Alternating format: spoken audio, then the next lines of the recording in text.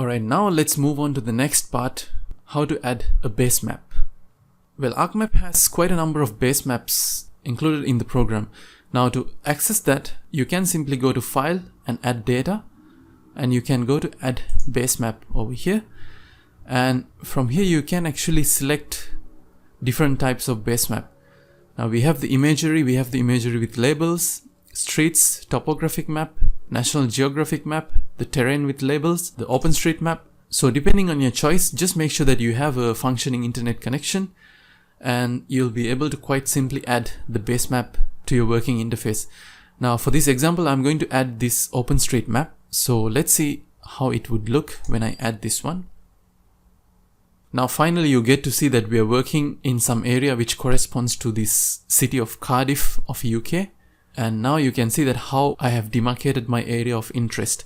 Actually, this demarcation was done just for the purpose of this tutorial, so there is no specific reason why I sort of segmented these two parts out. It's just basically to explain these concepts to you guys. Let me go ahead and maybe change the color of this. Yeah, so it stands out just a bit.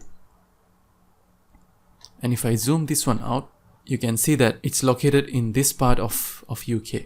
One more quick tip, if you wanted to zoom to the extent of your layer, you can simply right click on the layer and go to zoom to layer, and that'll sort of take care of all the zooming in to perfectly fit to the extents of your layers. And since we're talking about the base map, let's say if you think that your base map is a bit too sharp in terms of its colors, and if you would like to increase the transparency of your base map, you can simply go over here, right click to properties, and you can go to display, and over here you can increase the transparency percentage. Let's say if I were to put about 35, you will see that the transparency will increase, which will sort of give a bit more highlight to our existing layers because there's too many things going on in the background. So now if you wanted to see certain information from the base map itself, you can see that there's a river running down from here, which is the River Tuff. And if I were to activate my river layers, you can see that it actually gets placed perfectly on top of this river. And well, let me go ahead and activate this reverse dissolve, this reverse shapefile. Yeah, same for River Ely as well. As you can see over here, if I activate and deactivate, you can see that the source which I downloaded the data from has done a good job in terms of demarcating the extent of the river in this case. Alright, now since I have the base map on, I would also like to take this opportunity to explain to you guys how we can split a polygon. My intention is actually, let's say, to split one of these polygons based on this railway track that you can see over here. Not sure if that's very apparent to you guys or not. Yeah, it's this one. Let's say I wanted to split one of these polygons along this line. Now let's see how we can do that. So for that, I'm going to actually not use this original region of interest 1 or 2. I'm going to use one of those. Let's say I'm going to use this ROI union polygon. So what I'm going to do is I'm going to get rid of the fill color, but I'm going to retain the outline. Let's say that I keep my outline in blue color, and I'm going to increase the thickness of the line just a bit. Yeah. And let's say that I would like to split this polygon based on the extent of this railway track. Now, something to keep in mind is that if you're splitting the polygon, that means you're going to do some edits to that particular layer. So you cannot, right now the layer is sort of in a frozen mode where you cannot do any edits to it. So if in case you would like to do some edits, that means you have to actually convert this layer's status from being non-editable to editable mode. So to activate the editable mode of that particular layer, you can right click on the layer and go to edit features and select start editing. And as you can see over here, that will automatically open up this editor toolbar. Now you can either return it somewhere over here, or you can just try to snap it someplace right over here. And now the layer is actually in an editable mode. So let's say if you wanted to split the polygon. Well, right now you can see that there are 1, 2, 3 different polygons. So I'm going to deselect everything. And if you wanted to split a polygon, you can use this tool, which is this cut polygons tool right over here. And it says that there is no selection. That's because if you wanted to use that cut polygon features, you actually first have to specify which attribute you would like to do the edit for. So I'm going to open up the attributes table again, and I would like to select this particular polygon attribute. And after that, I can go to this cut polygons tool, and now I can sort of specify the line through which I would like to make the cut simply by drawing on top of this rail line over here. Well, in this case, it's just a hypothetical scenario, but in your specific cases, there could be a number of reasons why you might need to split a polygon into two pieces. But if you can understand actually how the tool works in this example, then I'm sure that you'll be able to use that for your own specific case as well. You don't really need to finish the cut exactly on top of this line. You can actually extend it to wherever you want, but the cut will apply only to the extent of that particular selected polygon. So let's say I select somewhere over here, and now you can see that suddenly the number of attributes increased from 3 to 4. So which means if I select this part, now it's actually a separate attribute or a separate polygon by itself. And these two were already there before, and this is the new polygon which actually got cut by this particular line, as you can see over here. Now if you deselect everything, you will see that your new ROI union shapefile has now been cut into 1, 2, 3, 4 zones instead of just the 3 zones, which is how it was before.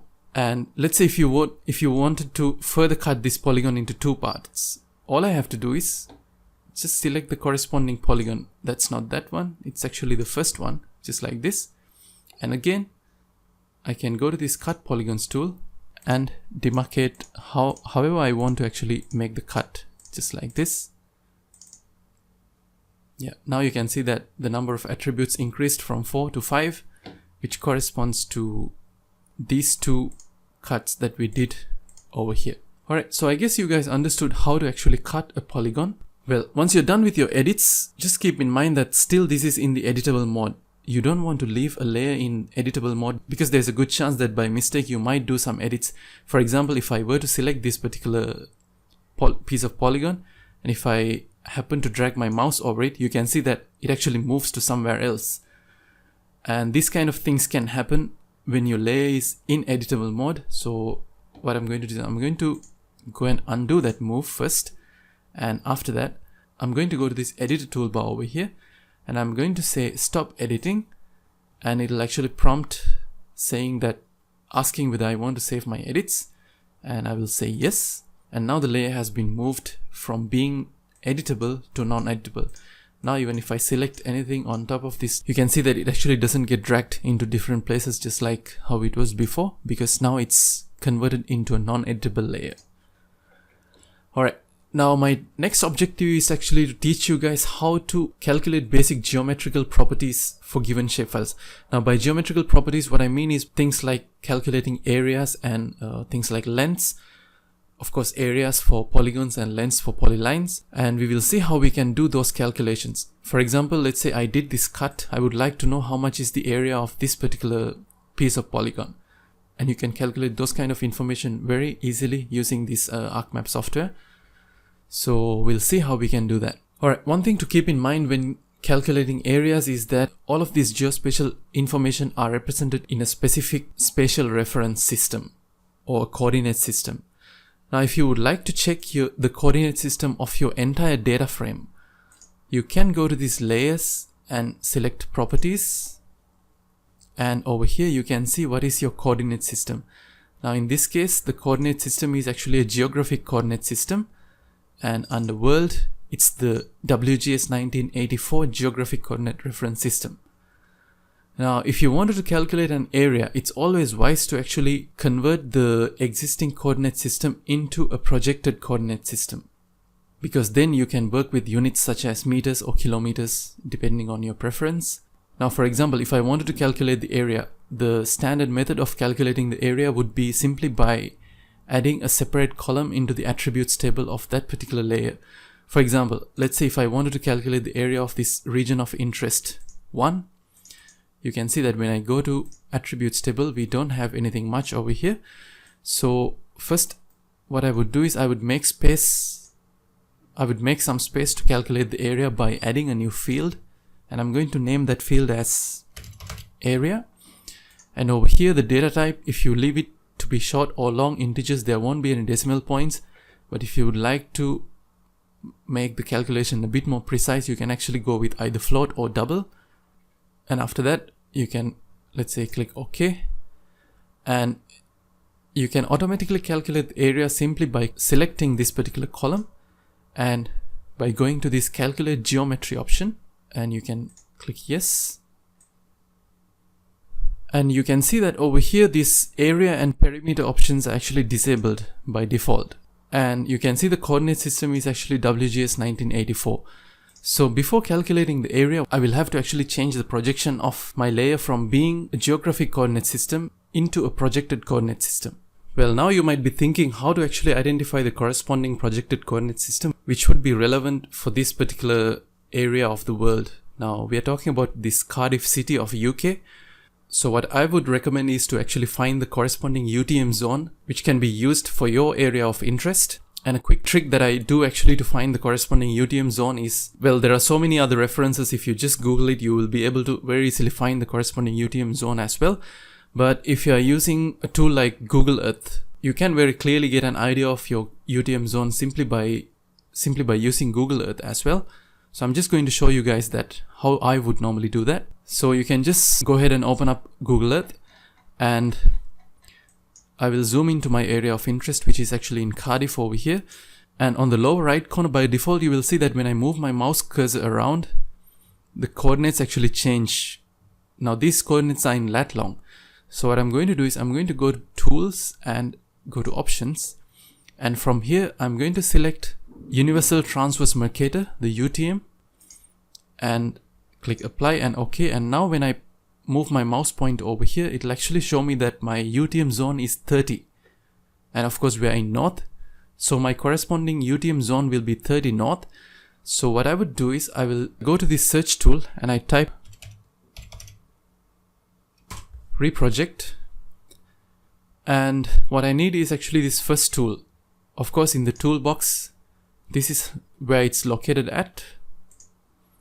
Under data management tools, projections and transformations, project, you can simply open that up from here. So I'm going to project this region of interest from being WGS 1984 geographic coordinate reference system, which is the input coordinate system, as you can see over here, and the output coordinate system I'm going to select from here. Well, you can either navigate to the place if you know exactly where it is, or if not, you can actually type some keyword. From here you can go to projected coordinate systems, UTM,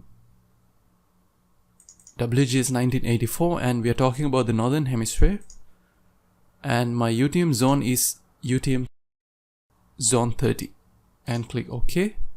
And after that I can specify the path as well. I'm going to say region of interest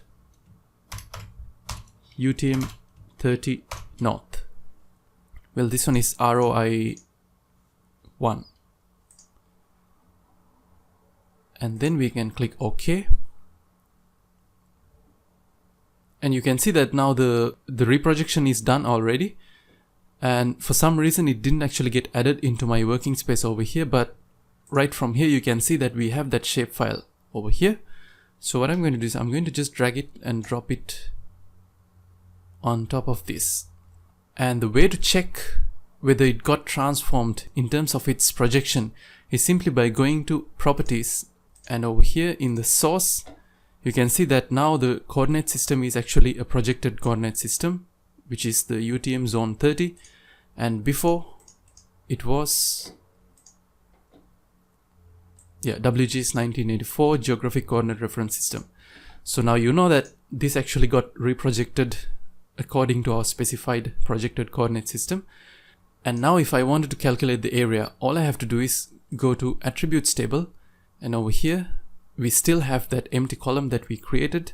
I will right click on it, go to calculate geometry, click yes, And now you can see that if I select the area, we have so many different options to actually calculate the area. We can calculate the area in square meters, or we can calculate it in square kilometers, square feet, hectares, or in acres, depending on your preference.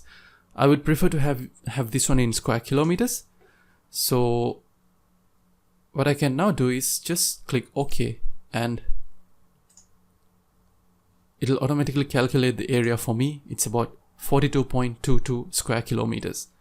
Let's say if you wanted to calculate the perimeter, all you have to do is first again go and create some space for that, which means we will have to add a new column. And I'm going to just give a short name, perimeter, and let's say this time I'm going to use short integer and click OK.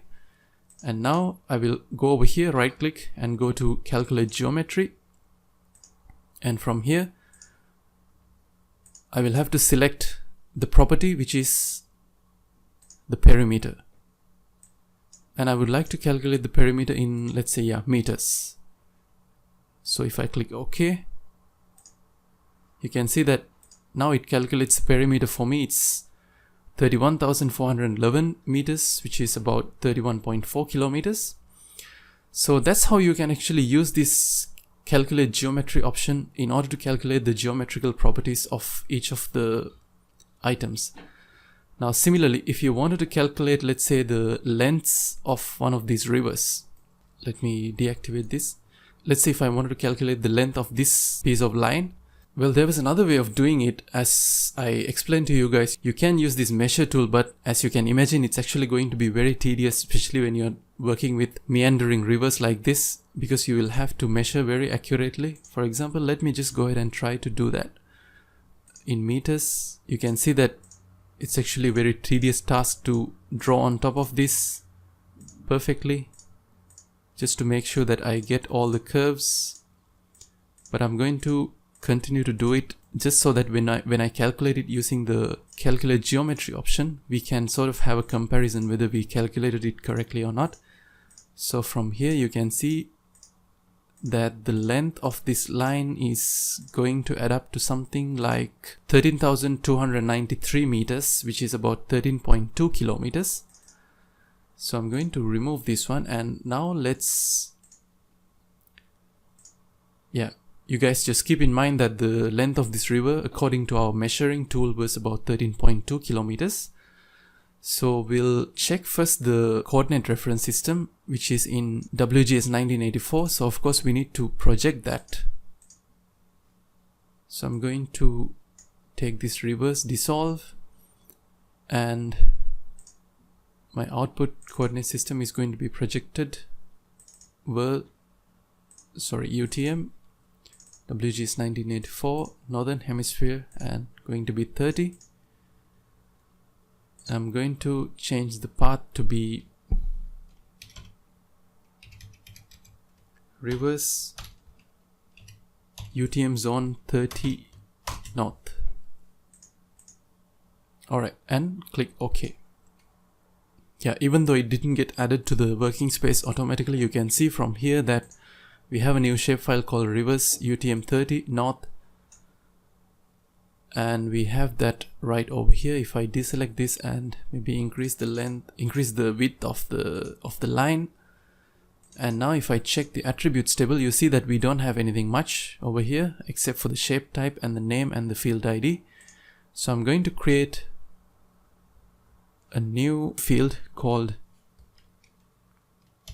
length, and I'm going to keep it to be of type double. And when you go to this calculate geometry option, now you will see that you won't get things like area, because it doesn't actually make sense to calculate the area of a line. But instead it automatically gives you these options, which are the x coordinate of this starting point, the ending point, the midpoints, which are actually quite useful information, isn't it? So I'm going to directly use length from here and calculate the length in meters and click OK. And now you can see that the river which we measured by hand, we got something about 13.2 kilometers, which converts into something like 13,200 meters. But over here you can see that the actual length is 13,458.4 meters, very precise and very accurate. And the other river, you can see that it's about 34,337.647121 meters. Well, similarly, let's say if you wanted to calculate the midpoints of each of these rivers, I'm going to create two more fields. I'm going to name this one as X, which is going to be of type double, and I'm going to calculate, well, I think it would be good to mention X underscore midpoint. To do that, maybe I would like to first get rid of this column. So all you have to do to delete a column is just right click over here and select delete field and click yes. And one more interesting thing and a bit of a strange thing in ArcMap is that to create new fields or to use the geometry calculator, you don't really have to activate the editing mode. You can do all of these things while the layer is actually in the non-editable mode. So that's something interesting. So what I'm going to do is I'm going to go to add field and create a heading called X midpoint. Put this to be of type double. And I'm going to specify another point called Y midpoint and put the type to be double as well. And from here I'm going to directly use the calculate geometry to calculate the X coordinate of the midpoint from here, which is going to be in meters because the unit which corresponds to this particular coordinate system is meters. So I will say yes, and that calculates the X coordinates of the midpoint of each of these rivers. And let's see if I wanted to calculate the Y coordinates, calculate geometry, and we go to Y coordinate of the midpoint, and I'm going to retain the units in meters. And so these are the X and Y coordinates which corresponds to this river Eli. I reckon it should be somewhere over here. Should be somewhere over here. And when it comes to the midpoint of river Tuff, it should be, well, just keep in mind that this is actually calculating only the midpoint based on this particular stretch, but I'm sure that the river Tuff will extend even further beyond up more than this, especially when considering the headwaters. But for some reason I have only this particular stretch of river Tuff, and the midpoint of that particular polyline should be somewhere over here. And these are the coordinates which correspond to that. Alright, let's go back to this banks layer. And let's say, for example, if I would like to calculate the X and Y coordinates of this banks layer for each bank, the X and Y coordinates of each bank, but you would like to do it in decimal degrees rather than doing it in meters. In that case, you don't really have to project this into a projected coordinate system. You can work with the existing WGS 1984 Geographic Coordinate Reference System. So the way to calculate the X and Y coordinates would be, again, it's going to be the same method that we used, just that we have to create two empty columns to allow some spacing for that. So I'm going to add a field called X coordinate, which is going to be a double, and you can see that we have this empty, well, it gets filled up with zeros, but I think we can consider that to be an empty value. Y coordinate, again a double, and all you have to do is first select and go to calculate geometry.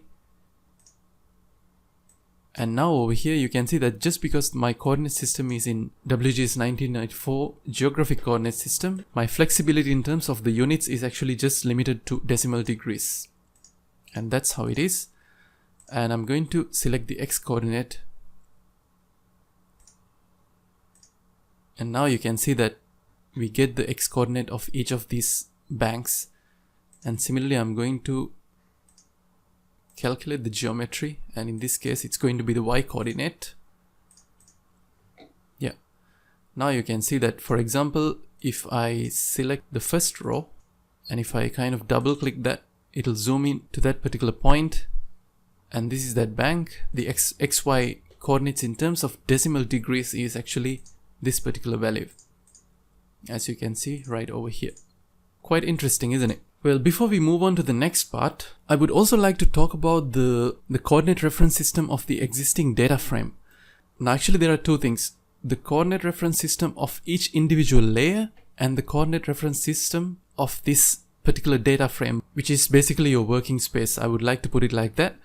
And the coordinate reference system of that is actually embedded in these layers. So I'm going to go to these layers, and if I go to properties, you can see that my data frame's coordinate reference system is actually still in geographic coordinate reference system. Let's say if you would like to put that into the same coordinate reference system, which was UTM zone 30 north, which is this one. And if I apply, you can see that the map will also change just a bit like this. And you can see that now we get something like a proper top view, because previously when we used the geographic coordinate reference system, we sort of got a stretched out view. So this is how the map looks when we use this UTM zone 30 coordinate reference system. Alright, so I guess you guys got some idea about switching between different coordinate reference systems and how to actually use the attributes table to calculate the different geometrical properties of your attributes or your different shapefiles in this case. So in the next part, I'm going to teach you guys how to create your own shapefiles by means of digitizing. Alright, so digitizing is something very similar to tracing. Now let's say if you were to trace some information from a map, what you would do is you will place that map which contains the original information on the bottom, and you will place your tracing paper on the top, and you will sort of draw on top of that, isn't it? And over here we are going to do the exact same procedure, but the map that we place on the bottom would be our base map itself over here. And using the digitizing tools, we are going to actually trace on top of, let's say, different elements to create our own shapefiles. It could be either polylines, polygons, or even points, depending on your preference. So to get started, I'm actually going to decrease the transparency back to 0 so that the items would be a bit more apparent. And let's say to get started, I would like to digitize this water body that you can see over here. That means I'm going to create my own shapefile, which corresponds to the boundaries of this particular water body that you can see. So in order to do this, first what you need to do is you have to create a new shapefile by simply going to the folder of your interest. You can do that by navigating to the place where you would like to store your shapefile in, and you can right click on that folder and go to new. And now what we're going to do is we are going to create a new shapefile. And I'm going to give the same name that you can see over here, which is the Butte East Dock. And it is essential to specify what type of a feature type that we are going to actually create over here. In this case, it's going to be a polygon. And again, quite essential that you specify the corresponding coordinate reference system. Well, in this case, let's say if I were to follow the projected coordinate system, I would go to UTM, WGS 1984, Northern Hemisphere, and go to 30 over here. And these are basically the things that we need to specify. After that, you can click OK. After that, you will see that this empty layer gets added into this layers panel. Now, if you open the attributes table, you will see that it's actually completely an empty attributes table. So now what we are going to do is we are going to add the attributes to that. So I will go to edit features, and I'm going to start editing this particular layer. I will click continue. And after that, you need to make sure that your editor toolbar is active. In case for some reason, if it's nowhere to be found over here, you can either right click over here and you can activate this editor tool like this, or you can simply follow the standard method, which is by going to customize toolbars, and from here you can select or activate this editor toolbar. And once you're in the editing mode, when you select this create features button, it'll open up this Butte East Dock layer which you wanted to digitize or which you wanted to create. You can simply click on it once and you can create, and you can have a look at the available construction tools over here. I do not really want a perfect rectangle or a circle. I would like to have a polygon because I have some edges like this. So I would like to first click on this polygon tool, and after that you can actually use your mouse scroll wheel to zoom in and zoom out according to your preference.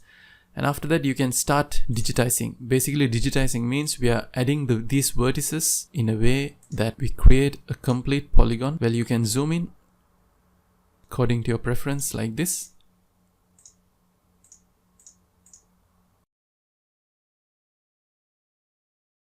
And you can actually take your time to make sure that you do this digitizing quite accurately, but in this case, I'm just going to speed it up just a bit because I'm doing it just for the purposes of demonstrating this to you guys. Well, one of the issues in working with a Basemap is that it takes quite some time to actually load whenever you zoom in or zoom out. I assume that this also depends on how fast your internet connection is.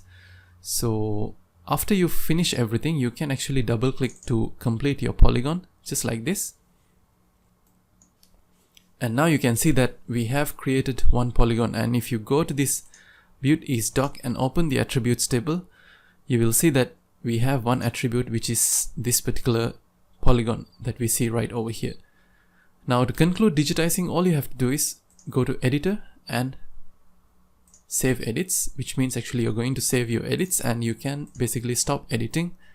And now you have a brand new shapefile which is called build-is-doc. Even if you refresh this, you will see that we have this new shapefile over here inside this shapefiles folder.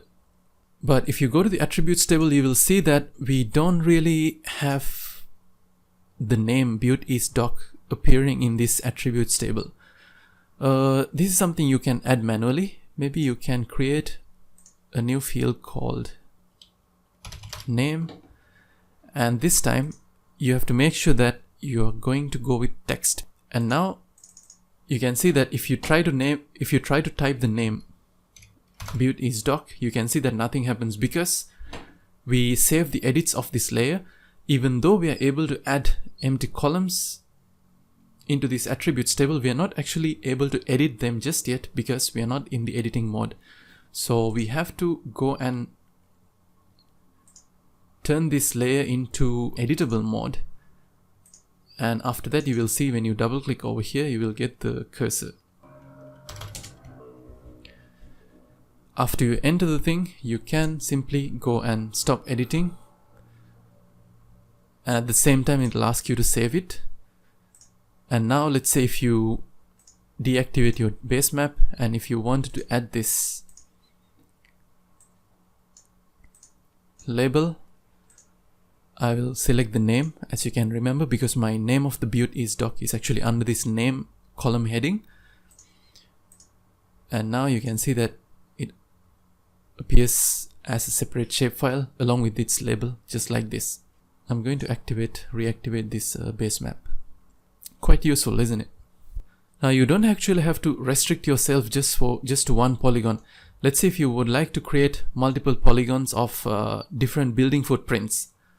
Let's say something like this. So what I'm going to do is I'm going to again create a new shapefile called buildings, and that's also going to be polygon.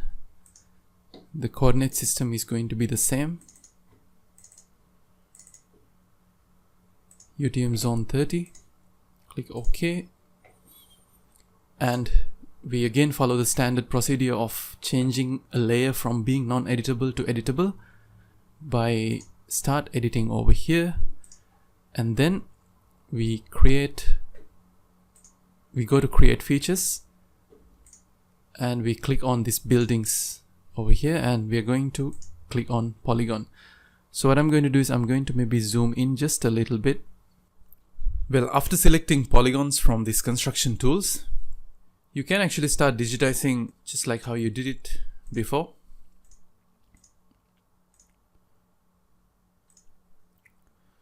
Just like this, once you're done, you can actually double click just to complete the polygon. And each time when you start a new polygon, it'll be added as a new attribute to the attributes table. If I were to maybe, let's say, keep this one open like this.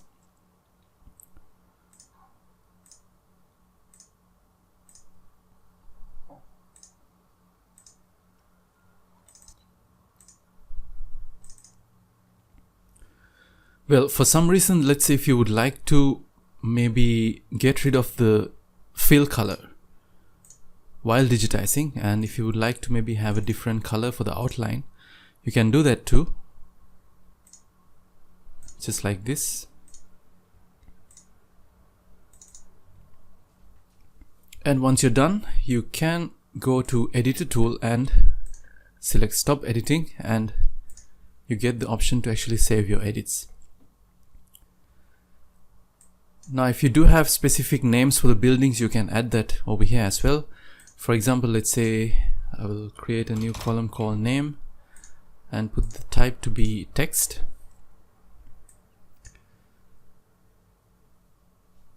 And after that, I have to make sure that I flip this back to editing mode, which will allow me to maybe type some sort of a text over here.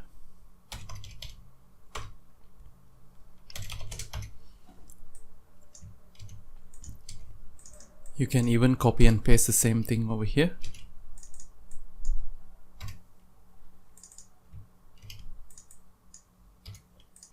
Just like this. After that, you can again go back and save your edits. And if you're done with everything, you can just stop editing, just like this. Which means we have a new shapefile called buildings over here as well. As you can see, we can turn that and turn that on and off. And similar to what you learned just a few minutes ago, if you wanted to calculate, let's say, the areas of each of these different building footprints, you can do that quite comfortably from here. We will create a new column called area and put the type to be in double. And we can go back to calculate geometry. And this time I'm going to keep the units in square meters. Yeah, you can see that it gets appeared over here. In case if you would like to see maybe less decimal points, you can go to right click over here and you can go to properties, and from here let's go to numeric, and you can reduce the number of decimal points to be, let's say, just 1 decimal point. Click OK and apply, and now you can see that we just get a bit of a clear view of different areas of these different building footprints, which we digitize by ourselves. Alright, before we wrap up, I would like to also digitize maybe one line feature. Let's say just for the demonstration purposes, I would like to digitize this rod starting from here all the way up to here. So all I have to do is open my Arc catalog, make sure I'm in the correct folder, create a new shapefile. I'm going to name this one as rod. In this case, I'm going to select polyline, select the corresponding coordinate reference system, and after that, well, you can change the styling from here itself before you even start digitizing. Well, let's say I'm going to select this expressway inbuilt symbol rather than making my own symbols. So I'm going to click OK, and after that I will flip this to be on the editing mode, and we go back to create features from here and select rod, and this time my construction tool is actually going to be a line, so I'm going to select that, and after that I will basically digitize on top of this rod, just like this. Yeah, let's say that's just one rod, and maybe if I wanted to create another piece, let's say from here up to here, up to this junction. Yeah, now you can see that if I open the attributes table, I have two features, two polyline features. One is this rod and the other one is this rod. If I turn off the base map, you can see the polyline quite clearly over here as well. So I'm not going to do that for point because the workflow is exactly the same, just that on the type of the shape you have to select point instead of polyline or polygon, and then you will be good to go. You can pinpoint the things that you want, and afterwards you can actually create new columns to add any specific details that you would like to add regarding those points as well. So I'm going to stop editing this. And by the way, I would like to remind to you guys that all those new shapefiles which we created by ourselves are also added over here. You can see the raw shapefile which we had is actually over here because we created those shapefiles inside this shapefiles folder. So everything will get added over here. So in case if you would like to pass all of this to somebody else, that can be done quite easily. Alright, before we wrap up the part which corresponds to working with vector data, I would also like to show you guys how to export shapefiles into other formats as well. Let's say I have this ROI union shapefile which I created over here. Now for example, if you wanted to export this into a different location, you can simply go to data and export data, and from here you can select the new location. Now for example, if I wanted to create a new folder within this shapefiles, I'm going to create, let's say, a folder called test, and I open that, and after that you can save the file type as shapefile, and from here I'm going to name this one as ROI union.shp, and I can simply export that. And it's asking me whether I want to add that exported data into the map as a layer or not. In this case, I'm just going to say no, because I just wanted to show you guys how we can export these layers that we have over here as shapefiles. And if I navigate back to that corresponding folder, you can see that we have this folder called test, and inside that we have the ROI union shapefile. Now let's say if you wanted to export this into KMZ format, which you can weave using Google Earth, you can again come to this search panel and you can search for layer to KML, and from here you can select this layer to KML tool, and from here you can actually add any layer that you have. And I'm going to add this one to again this test folder. I will name this one as ROI union, and you can see that the extension actually got automatically changed to .kmz. That's the file extension that we need as well. And I'm going to just click OK. And now if I navigate back to the place where I have exported that file into, you can see that over here I have this KMZ file which is having this icon of Google Earth. So of course, if you have installed Google Earth, all you have to do is just simply double click over here, and that will open up that particular shapefile as a layer in Google Earth itself. Pretty interesting, isn't it? Just like this, you can transfer any kind of vector data into Google Earth. Points, lines, polygons, doesn't really matter. And if you actually had some meaningful information inside this attributes table, you can weave that as well from here. And if you activate your panel over here, you can see we have now the KMZ file called ROI union. And if you expand that, you will be able to see the different polygon features. So this is just like viewing the attributes table in ArcMap, but over here we have the option to sort of turn on and off not just the entire layer, but the different attributes of the layer as well, which is quite interesting actually. So that was how to export vector layers from ArcMap into programs like Google Earth by converting the format from being ESRI Shapefile to KMZ. Alright guys, now in the next part, I'm going to move on to working with raster data.